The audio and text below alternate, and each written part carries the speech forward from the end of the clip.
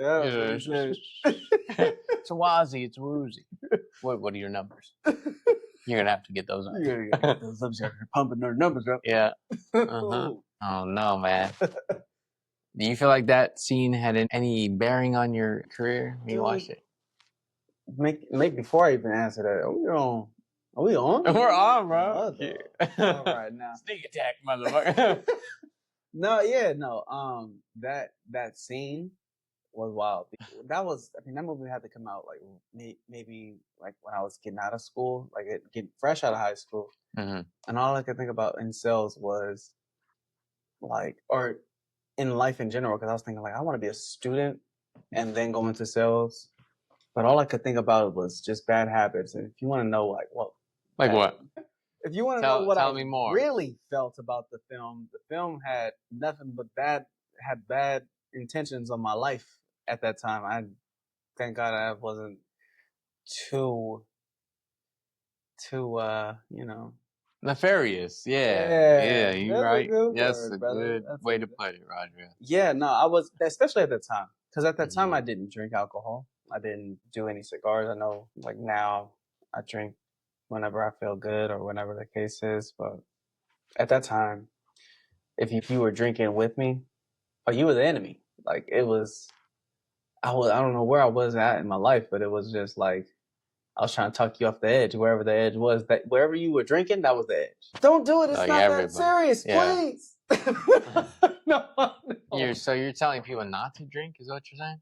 I'm telling you that where I was in my life at that time was beyond innocent. It was, let me save your life because I know that you're making a poor decision. So you're a buzzkill. I was, man. I was. Anybody that smoked weed around me, they would just not smoke anymore because they just.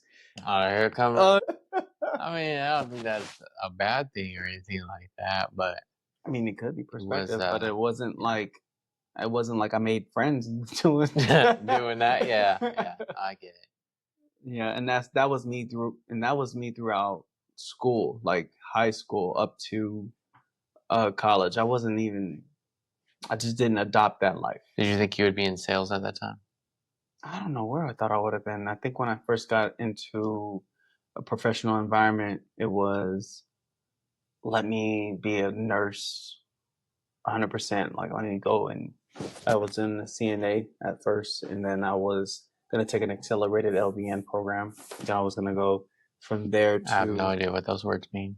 Those are nursing terms. Like an LVN is the person that can hand out meds or do blood draws or anything like that, administer medicine. And a registered nurse is a person that has like more responsibility, but the more responsibility than an LVN. I don't really know.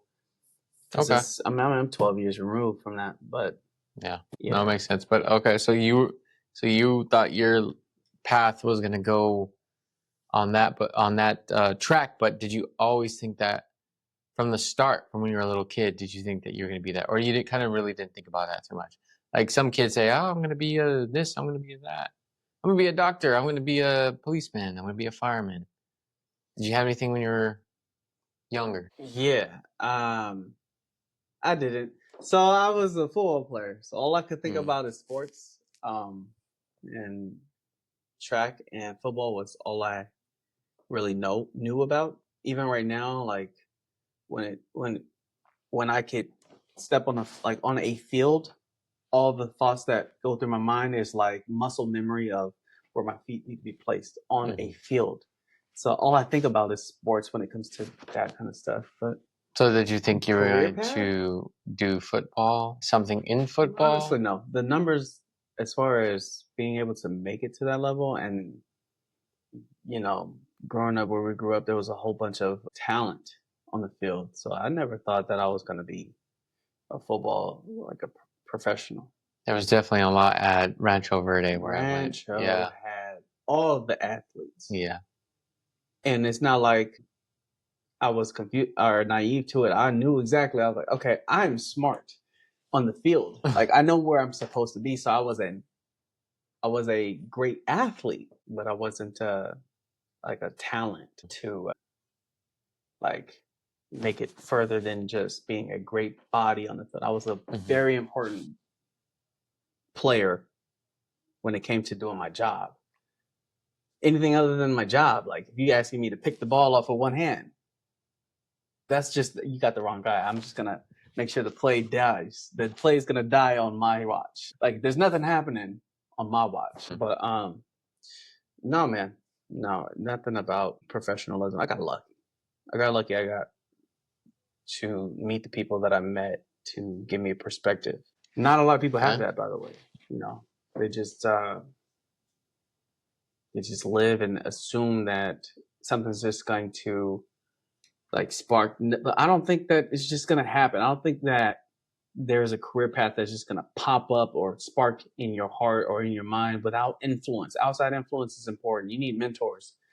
You need people to influence you. And I got lucky. I got mentors at that ripe age of 18, 19. I got the right people around me to get you into real estate. Yeah, man. Okay. It's kind of funny because my first thing that I ever wanted to be revolved around houses, but it was architect. I loved drawing and I loved structure and putting things together. And so when I was 8 years old, from 8 years old all the way up into 18, is that whole time somebody asked me, what do you want to be? It was, I want to be an architect. And the only reason why it changed is because, well, it was no secret. I was a C student. And I was like, well, you know, he's not really trying, or he's not really that great at school. He'll get B's every now and then, but he's a C student. But then when I went to high school senior year, the only two classes that I got over 100% were weight training, of course, and physics. And that's because I really found a love for physics. I didn't like math, and I didn't like things like biology at the time. But for whatever reason, if you put it into a real life situation where you got to figure something out, then I'll do the math to figure out what happens next. Because it's like predicting the future, predicting models that haven't happened yet, using existing data. And all you have to do is take it and plug it in, copy paste, run the numbers, and you could figure out the future. That was just like so powerful for me. It was weird because I'm sitting there and I'm just fully immersed, not even thinking that this is like schoolwork. And I remember we had a project of calculating orbits of objects around a certain celestial body, and I'm just having fun with it. And I like art too, so I made the project like extra, visual. Extra visual. I'm doing the calculations, and I still find myself to this day, I will calculate things that don't need to be calculated. But I'm like, you know what?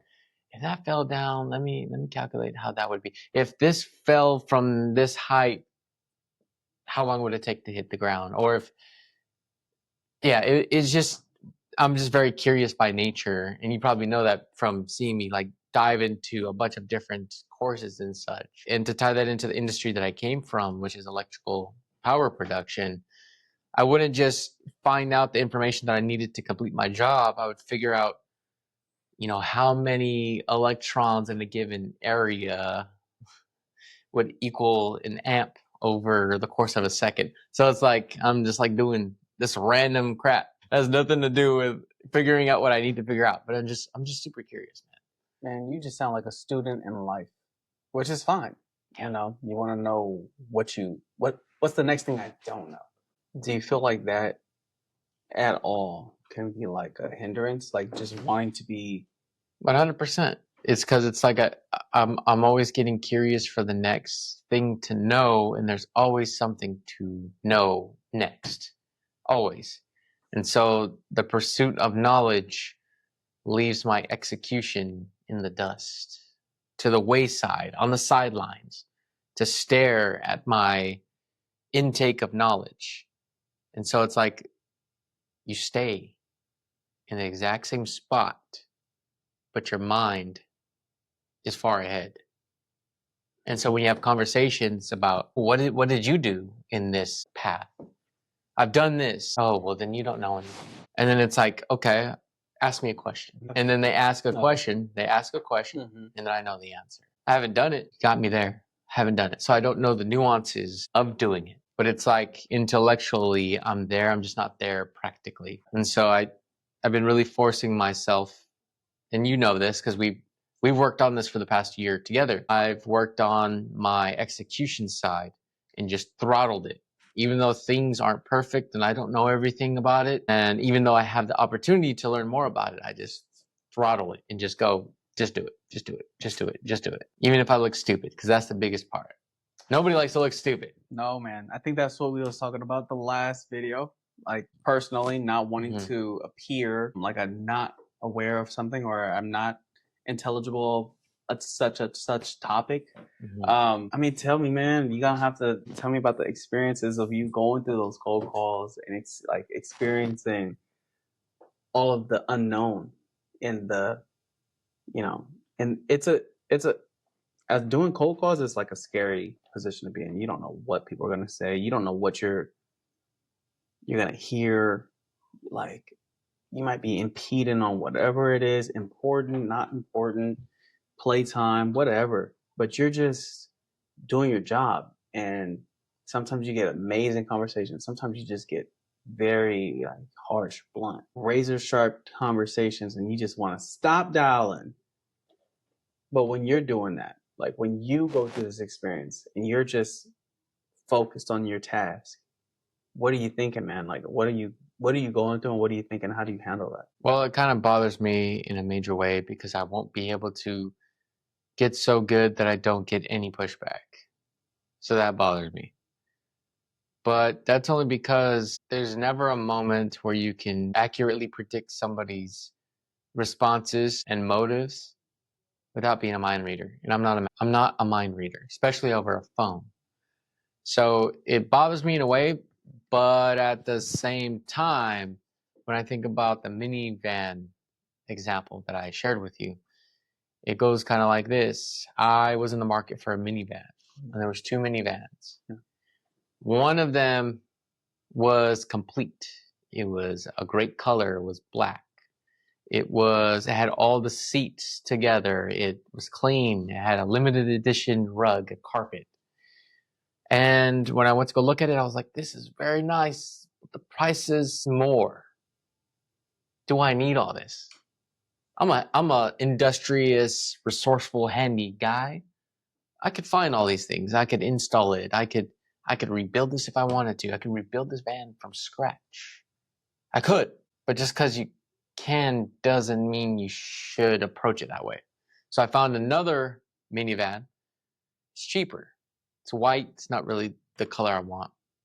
It doesn't have the rug. And matter of fact, it doesn't have any carpets in it. Not even the OEM ones. A little bit of the carpets coming up just a little bit. I could fix that, right? It doesn't have the middle seat, but they said they'll order the middle seat for me. Okay, that's fine. It's cool. It's cool. I'll get it. It's cheaper. I can get it now. I don't have to go back to the other guy. Because the other guy didn't even talk to me. Didn't greet me. Didn't say hi. He's just like, hey, you wanna take a look at it? Sure. Here's the keys. Looked at it, came back. I said, you know what? I'm gonna go look at another one, right? I'm gonna go look at another one, and then I'll weigh it out and see which one, because that one's a little cheaper, so it's less cost on it. So I just want to check it out. He said, okay. He didn't even like encourage like why not this one or anything like that? Yeah. And I was like, oh, I don't think I was being rude. I just, wanted to let him know what my plans were. But the thing is, I didn't know what was best for me. He could have got my number and followed up with me. He could have asked me questions about the other one. He could have done anything. If he would have tried to sell me, I would have been better off with the van that had the better features, everything put together. I wouldn't have gone through a headache of having to wait for them to buy the middle seat, get the middle seat, figure out that there's no headrest on it. And because the middle row has an attachment attached to it that's supposed to come with it. It didn't come with it. I still don't have that. I still don't have the headrest. Right.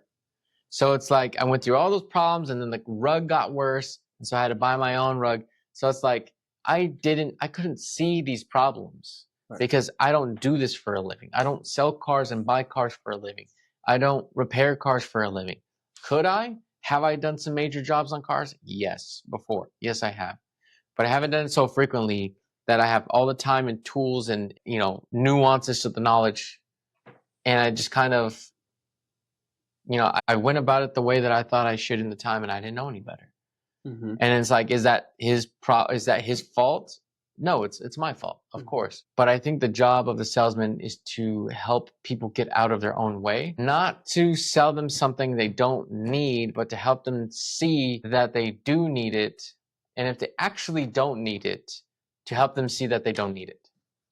It's not to, like, there's so many memes out there about people like, oh, well, here's salesman sleeping at night selling a XYZ to a single mom that's going to go broke and hungry. Mm-hmm. It's like, if that is what the salesman is doing, then that is morally wrong. But I don't think that's actually the case of the normal everyday salesman. So when we bring this back to your experience making dials, is it more so like understanding like the responsibility, the weight of the responsibility that you're kind of coming to a realization on right now? Or is it something like knowing what you've been through and saying, I'm going to apply the why behind why I should be in front of these people? Like when you use this story, how does it relate to your experience when you're making dials? Yeah, to be honest, I think I get a lot of good responses than when I did at first. Not because I have some magic script or anything like that, but because the skills and practices that I've learned from those people that I've had as mentors, that we've had as mentors, has been able to equip me with this ability to say, wait, but you just said that you could do X, Y, and Z instead of selling your home. And to me, that sounds like it would be better for you. And then they would say yes. And I'd be like, okay, well, we probably shouldn't meet. I don't want to waste your time. And they go, well, yeah, you're right. And then we hang up. That's better for them. But if they say, well, I did say X, Y, and Z, but really it's not as good as I told you because of this other problem. I say, okay, well, maybe we should meet. If we do meet and we're able to do ABC, what would that do for you? Because if it just puts a couple extra dollars in your pocket, then why do this big old thing? Because it's a big thing to sell your home. It's a huge thing. So why do all that? It's too much work for a little bit of money. Don't do it. Go get a job if you're retired. Go pick up an extra job. Do overtime. Start a business. There's so many like fewer things that you can do instead of selling your home. If you want an extra 5, 10, even 50 grand, it's like, it's going to be a nightmare for you if that's your goal. But if your goal is to pick up and move because you're transitioning out of memories, because you moved there for your family's sake to get them in a good school district, and this is just one example, and now you've lived your life, the kids moved out, and you want to get on to the next spot where you originally wanted to move, but you have kids and you couldn't, then that doesn't have a price on it. It's like, who cares if you make an extra $5, $50, $100,000? That's the cherry on the top.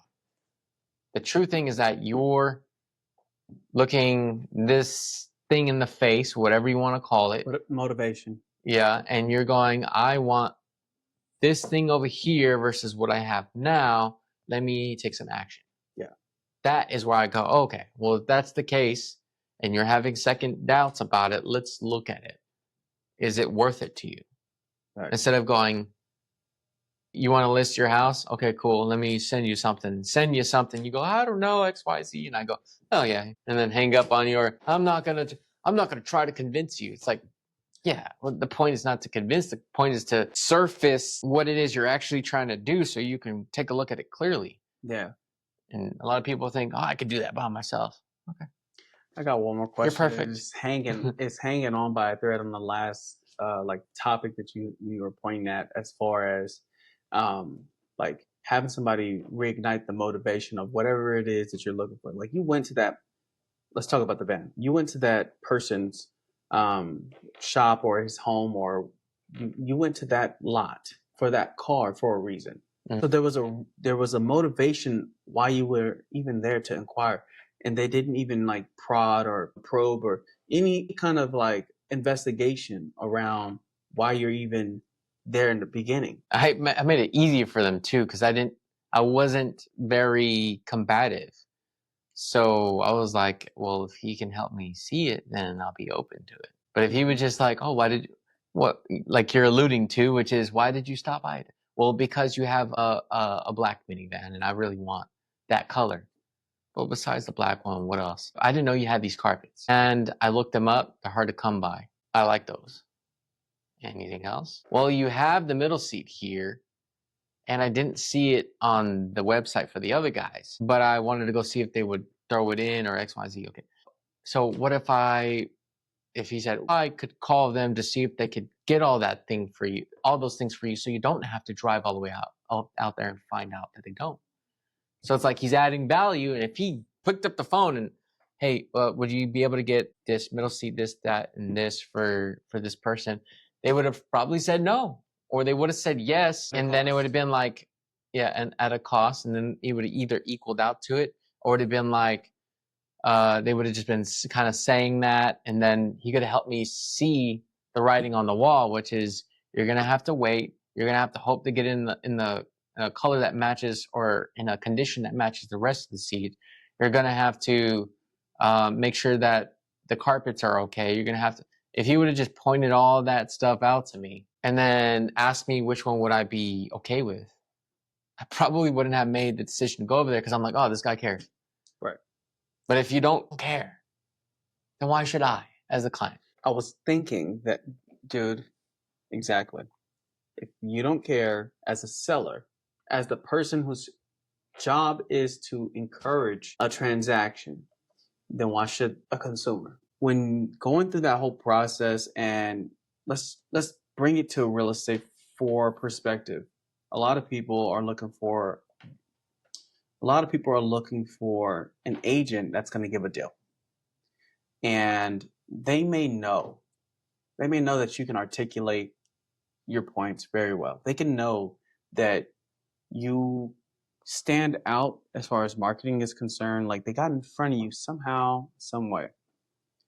But still, it feels like there's not enough people like doing the whole position of selling them on why you probably should work with me, rather than Joe Schmo. When you hear people not being able to articulate that, I mean, what is it like? What do you feel like this whole experience about learning how to sell in general does for you in the industry of people that are salesmen but just probably don't have sales ability? What do you mean exactly? Yeah, so like there are a lot of salesmen, just like the man that's trying to sell his car, but just doesn't have the right words. The words just don't flow naturally. And it could be for one reason or another, but it all comes down to they are not equipped to handle the objection.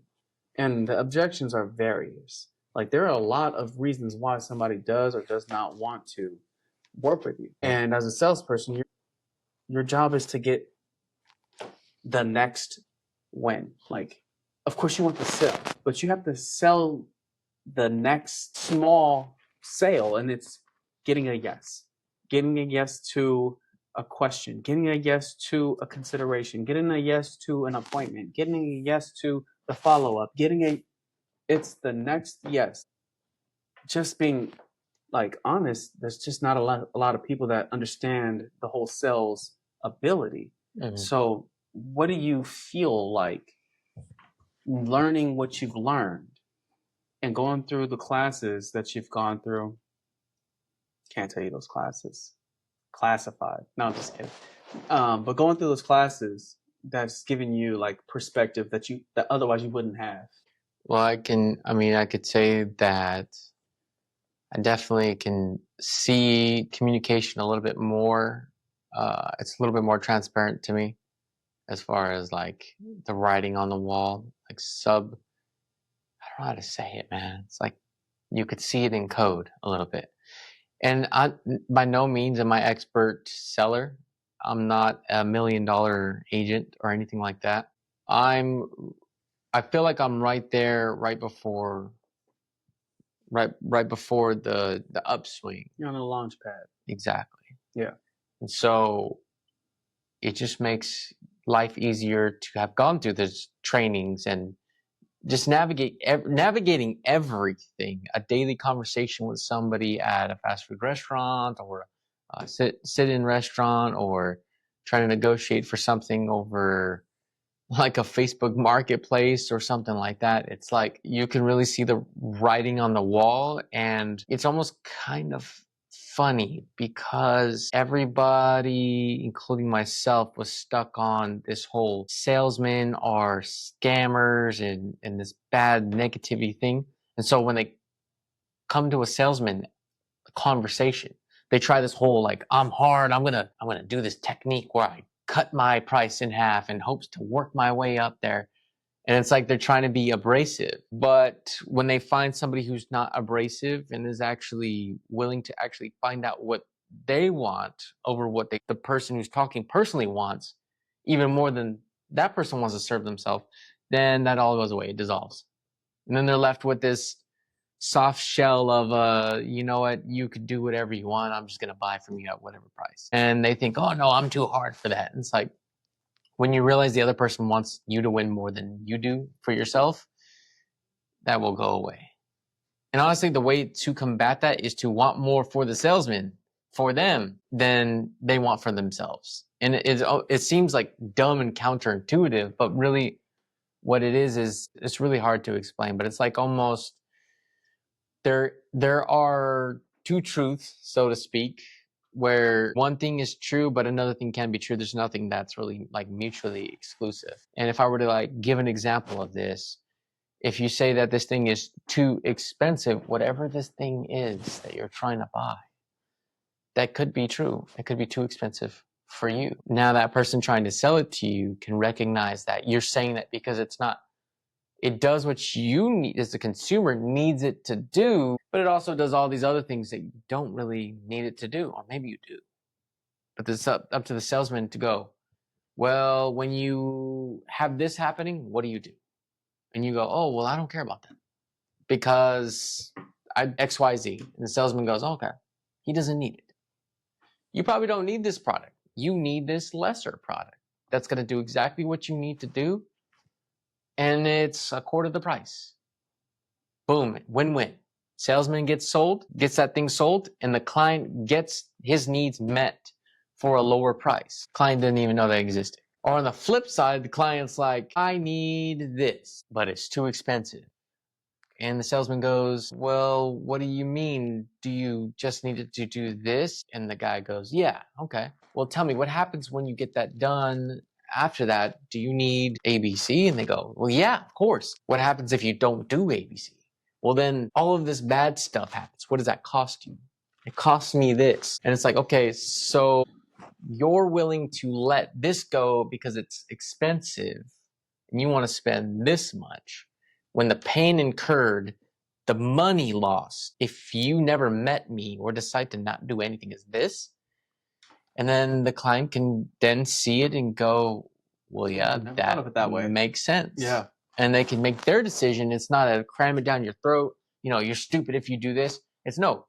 It seems like you have a life lesson to learn by saying, no, I don't want to do this, even after looking at the facts. Go learn your life lesson. You will probably find a cheaper van.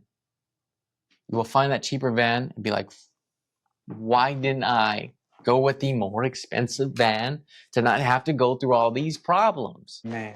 Or maybe you just don't care and you're okay with the van being the way it is, and you actually never needed it because you don't even have kids in the first place to fill all those seats. You wanted it to be a camper van, and you didn't even need the seats. As a matter of fact, you took them out. You took them out of the van. You don't need those seats. You sold them. You made some extra money. You put it into the wood that goes into the back of the minivan, and boom, you're the customer that didn't actually need it.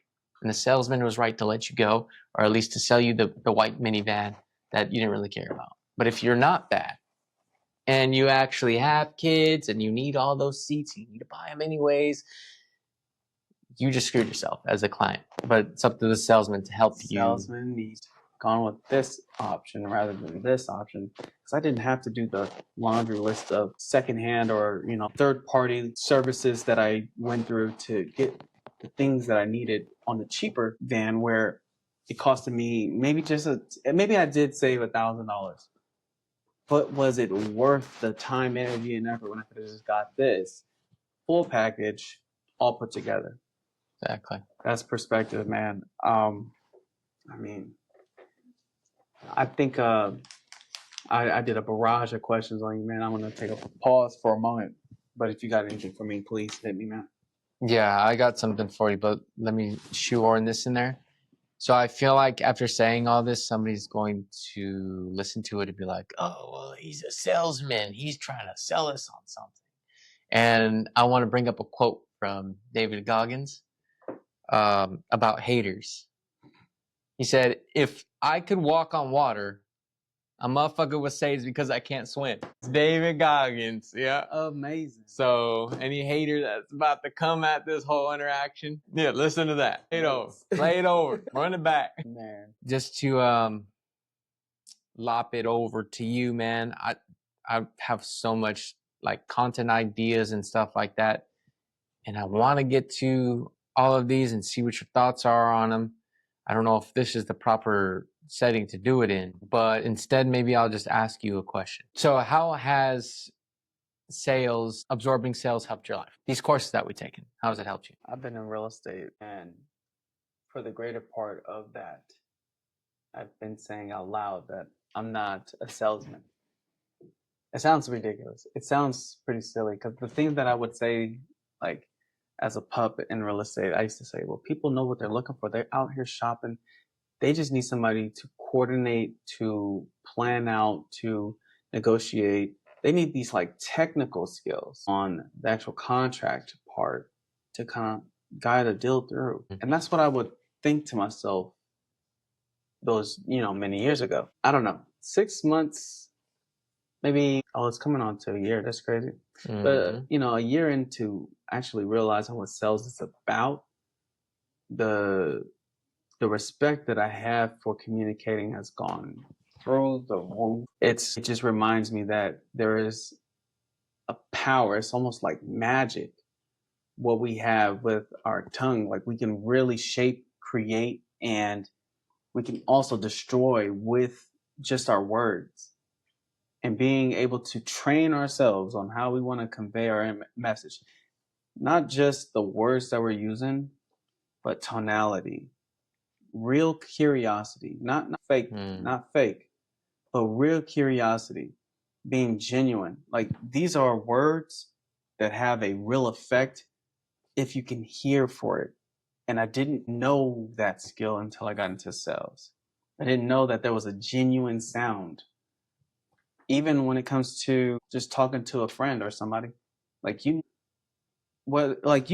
you're a good person to listen to or talk to, when people reinforce you and tell you you're a good listener. Like, you ask very good questions that I never thought to even think about. I probably didn't have a lot of friends growing up, not because I didn't, because I didn't hear it, and so therefore I probably didn't know how to communicate to people.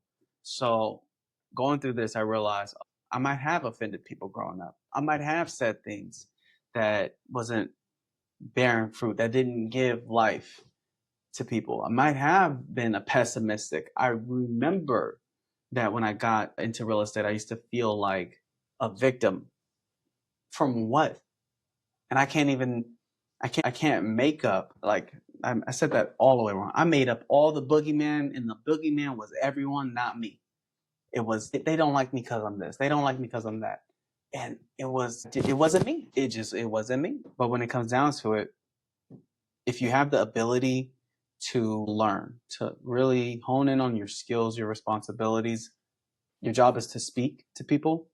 And if you don't train yourself to speak in a way that is conducive to the thing that you need for your life to tick, meaning if you can't get the sale, then you're not doing your job. And for the most part, I want to say that perhaps, maybe I got lucky to be in a position to where sales happened in abundance. But now when it comes down to a market where you're having to reshape or reframe how you're communicating and ask yourself, do people want to be around me because I'm speaking life into their goals? Or am I asking the right questions? Or am I really finding out their motivations or their true intentions so I can solve for that problem? Or are people being around me because I had an ad?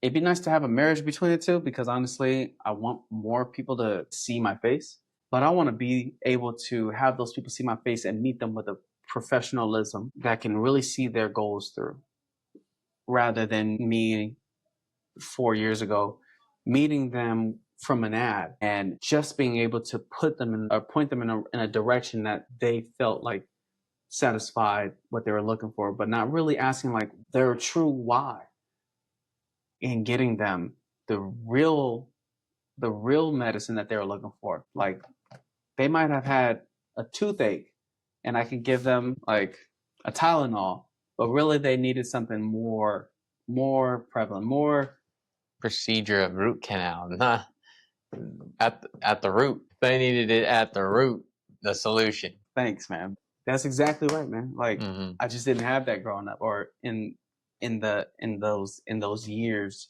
where, you know, there was a volume of people from advertisement. So now I'm appreciative because I have a perspective of what it takes to be a real good listener, ask the right questions, have a real genuine position. And that's something that I probably wouldn't have if I didn't take those courses or really and like take the time to build a relationship with the people that I have around me to leverage those tools or resources. So, Yeah. dude, that's life, man. Be able to lean on the people around you because they might have something for you that you probably need, like truly need to get to the next level. You just gotta be willing to take that opportunity when it's presented and not fumble it. Yeah, and really speak on the importance of not being, because I feel like there's a stigma around paying people to learn things.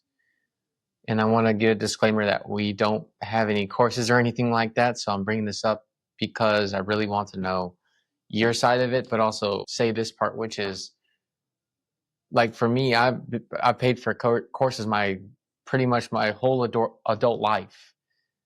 And I've noticed a big gap between those and other suitors as an employee. And what I mean is I'm fairly new in real estate. I'm fairly new. And in the time that I've done the courses for communication, I noticed that not only did I have more job opportunities, but it was such a high, it was about $12 to $15 more per hour opportunities with the same level of skills. And I was like, but why? It's not because I'm better. It's not because I'm tricking these people into thinking that I am better because I got sales skills. No, it's because I'm able to articulate and convey what I actually know, what's actually in my head a little clearer. That way they can go, he knows what he's talking about. As opposed to before where it's like I'm trying to be humble. I'm trying to downplay myself just so I could feel like, I'm not being an a-hole and feeling like I'm, he's too good to be in this interview. It's like I was afraid of being that guy to be too good. But it's like, no, just be as good as you are, pretty much. And you don't really know what that looks like unless you can convey that and communicate that. Because in the field that I'm in, I was able to get those positions, and it's like not even just those positions, but I'm doing less work, more certainty of money and less work. So it's like this thing called communication can really help your life, but it's not just communication. It's educating yourself about these different characteristics and aspects in your life that you can put on your lapel to then boost your life. They're like little boosters. So speak to that, man. Well, you're talking about identifying like weaknesses in your situation, in your life, so you can put the effort in building those skills. We actually were doing the DISC assessment. That's just to identify what kind of person we are communicating, what we appreciate, what we don't appreciate, what makes us motivated, what makes us discouraged. these are things that can help not just you when you're going through like the emotions or having a moment or anything like that, but also when you're giving somebody, you're communicating. Like when you're talking to somebody and let's say that they're good at receiving the body language, but your body language is loud. And so you're putting more like tension on them. Well, you might just scare them away because you come off as like loud, like you come off as aggressive. But let's say that they're not big on body language, but they're good on audio.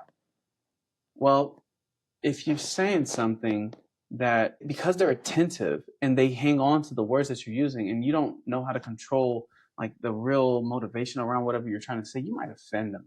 And you might not be able to build a relationship from there because you've already burned something where you probably didn't even mean to. So there are different people and everybody has their thing. They could be very sensual, they can be very audio, they can be physical, whatever it is about them.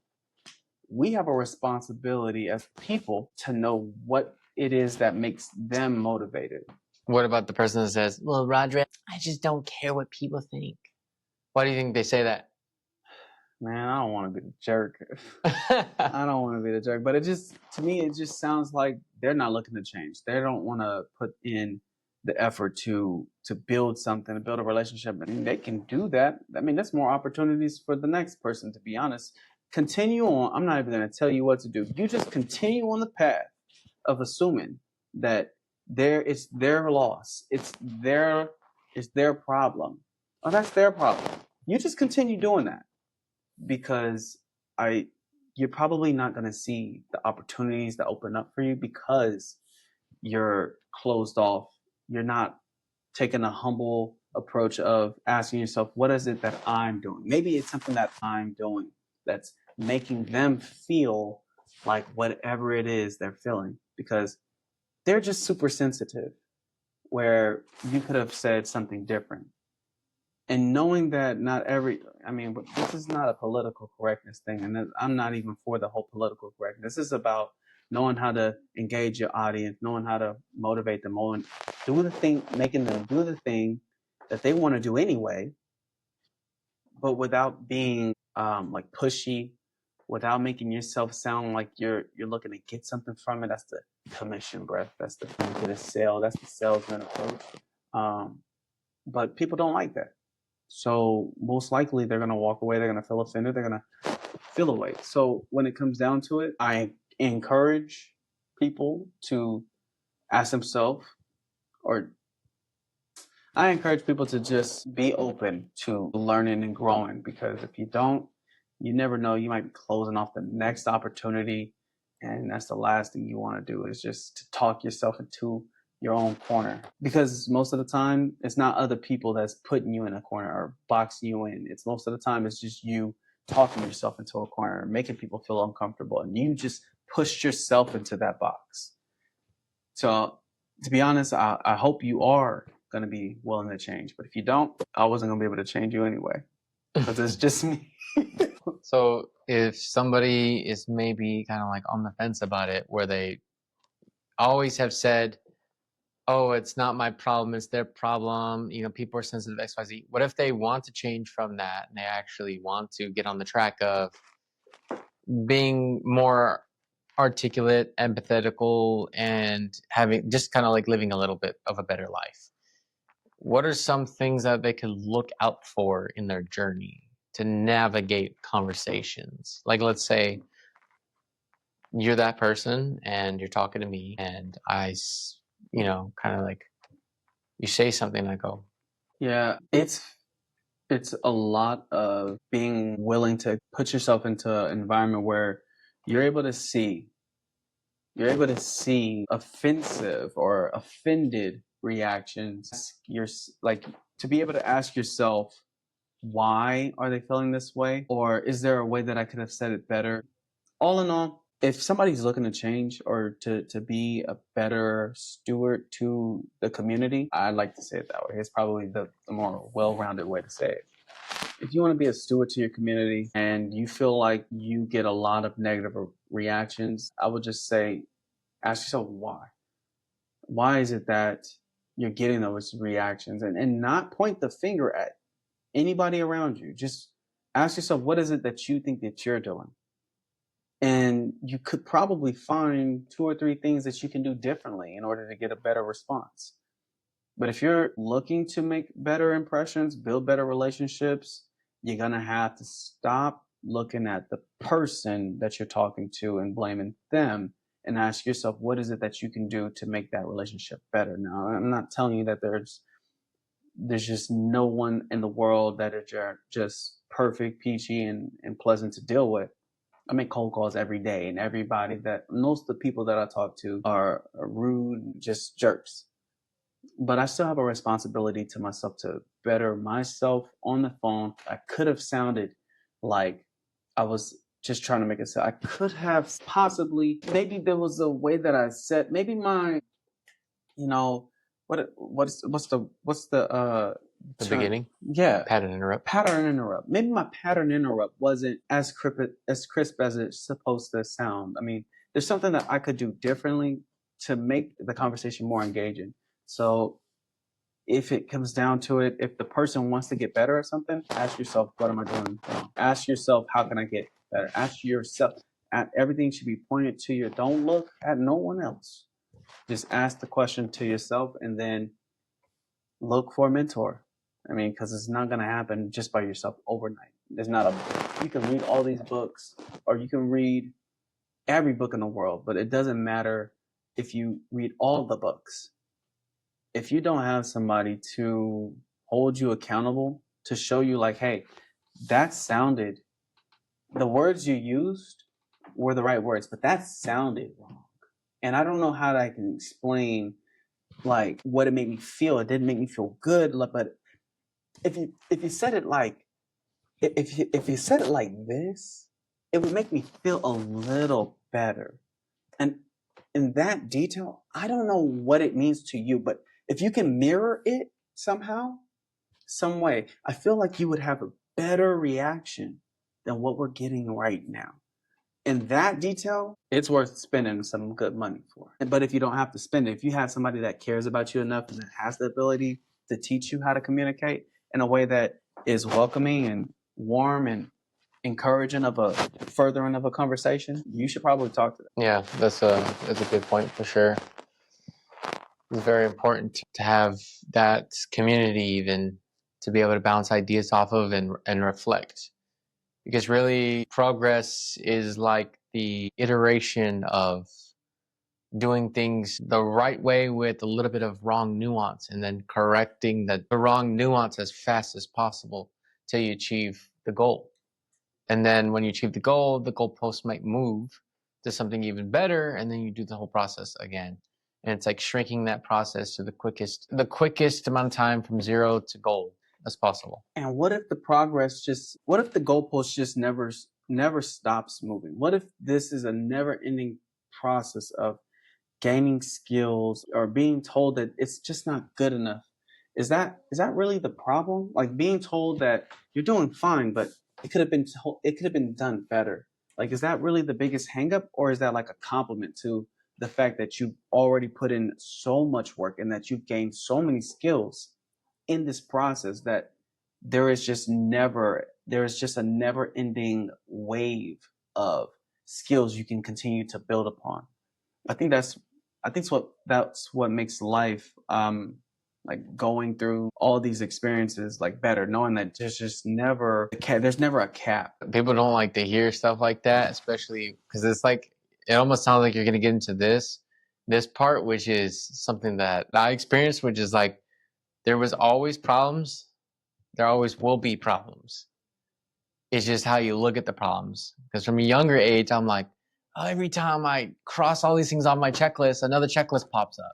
And it's just this never-ending cycle of problems. I just want to get them over with, catch up, and then be done. And now I'm at the point where I'm like, okay, what are the next problems? Let me solve them. I'm happy to get the opportunity to solve problems, because if I'm not, then I'm not growing. And if I'm not growing, then I'm dying.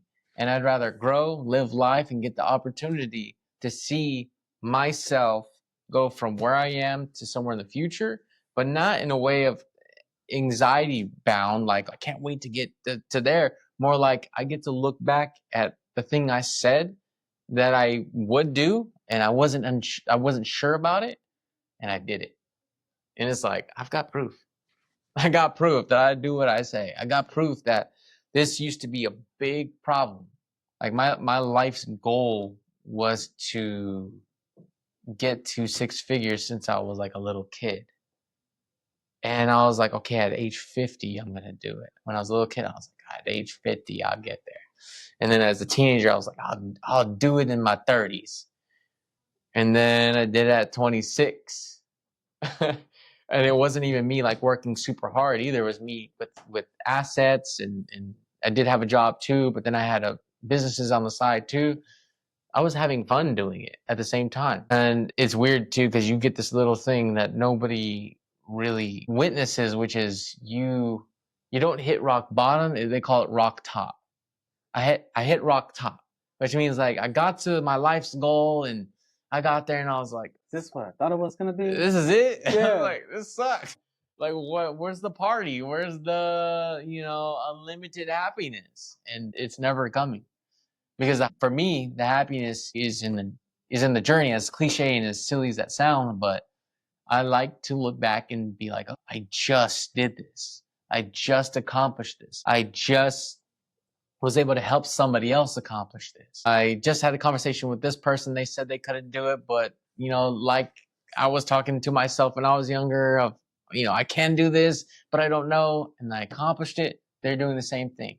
So it's like this sense of accomplishment. It doesn't have to be super crazy, because there's this whole thing of, oh, it's called, what is it? When Gary Vee says something, they call it something porn, motivation porn, or hustle porn. There you go. Hustle porn. And I've it's never like, heard that before. yeah. And it's like, okay, not everybody's going to be a ultra trillionaire, billionaire. I get it. But if you wanted to go to school and pass that test, or earn that degree, or even if you wanted to get a job or a promotion at your job, working for a car wash, or even if it's just you want to be able to pay your bills and you're figuring out how to do that, that's what I'm talking about. I'm not talking about being an ultra crazy cool guy on a yacht. I'm talking about whatever it is for individual people. Right. That is what I'm interested in personally. Whereas other people might not be interested in that, and that's okay. If that was the case, I would be them, and they would be me. But that's not the case, and I'm glad. So a lot of things here, man. Life's crazy, isn't it? I mean, that's what they say. That's what they say. I mean, I wanted to make sure that I asked before we finish up here, and I know that sales is a whole. It's its own language. But if you could do anything different as far as your experiences with sales, what this is just being like forward thinking. So it may not even be on our shorts or our clips or anything like that. But if there was anything you could do different for your sales ability, I mean, what do you think it would do? Like, what do you think it would be if there's anything different? Dude, I wish I would have started sooner. Mm-hmm. I wish I would do more, higher volume, because, well, I'm just gonna say, like, I've spoke to quite a bit of people, and I've told them, dude, just get into sales. That's what I'm going to do. It took me forever to do it, relatively. But it's like I told them to do it, and they were younger than me, and they did it, and then they started making a good amount of money. And by the way, I don't think that's because of me. I think that's because they're hardworking people. And I was like, okay, hardworking person here, if they went into sales and applied that hardworking skill that they have, They'd be uncapped. they would, yeah, and they would multiply what they're doing. Yeah. So I'm like, man, I should have listened to myself in my younger days. I should have, anybody who ever told me to go into sales, I should have done that. But I believe that I was too mean sounding, too mean looking, or people thought I was something in a negative light. And, I'm terrible at talking. I'm too shy. Just, I'm meant to just work with my hands. You know what I mean? Because I was in, blue collar position for a long time. It's probably been a decade now. So it's like, Don't say it like all that, of man. these. 'Cause I'm right here with you. Don't say decade like. I know we got a little bit of time on us, huh? But it's just this whole assortment of things that I kind of wish would happen. But the main theme is getting into it a lot sooner. But that's okay because we're in it now. Man, it's life, man. And I think I don't know what it was that I was listening to, but I hear that a lot of success for men happens in their fees. I feel like music, whether or not we like it or not, has a huge influence on us, and we see the instant success, and their overnight success, Yeah. right? Their overnight Yeah. success is like that should be us or that should be me or whatever the case is, and it's like it's not reality. That's not real. The reality is there is skills, there are practices that you have to do to make sure you sharpen your iron. There are things that you need to do in order to get to the next level.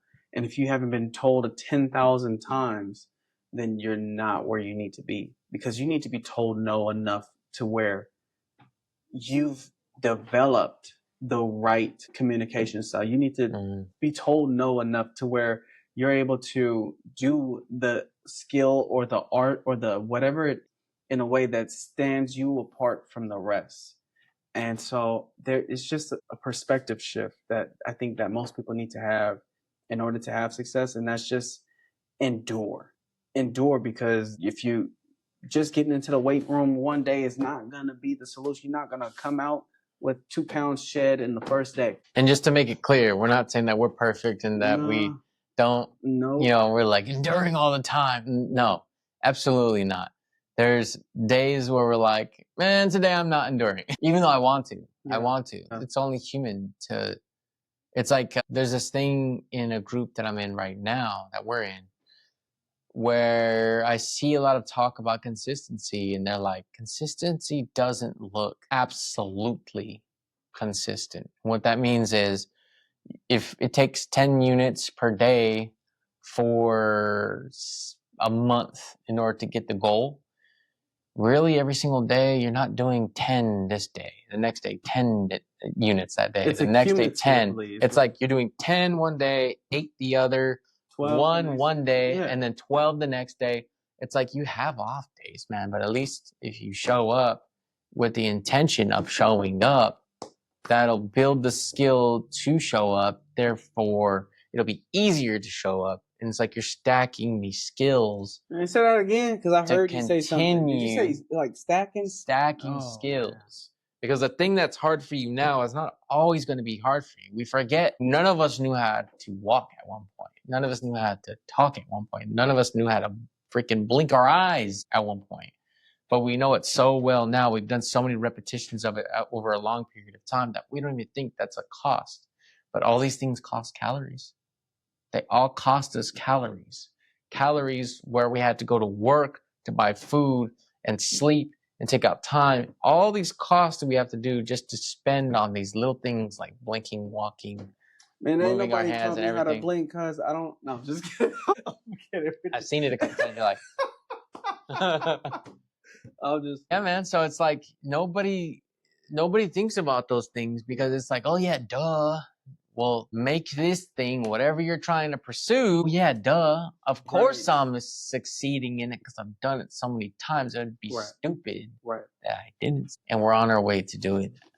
That's why we're not ultra multi-millionaires right now, but we will be. That's the life. Put in the good work, put in the good effort. Intentions got to be right, and then stars will align.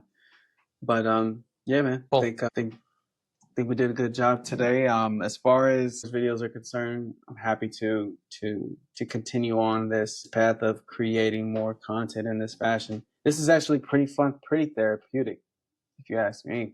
Yeah, I agree too, man. And we did put in a good session here. It's pretty good for the second video posted. Man, it's only second? Yeah, that's wild work. Yeah. Appreciate you, man. All right, man.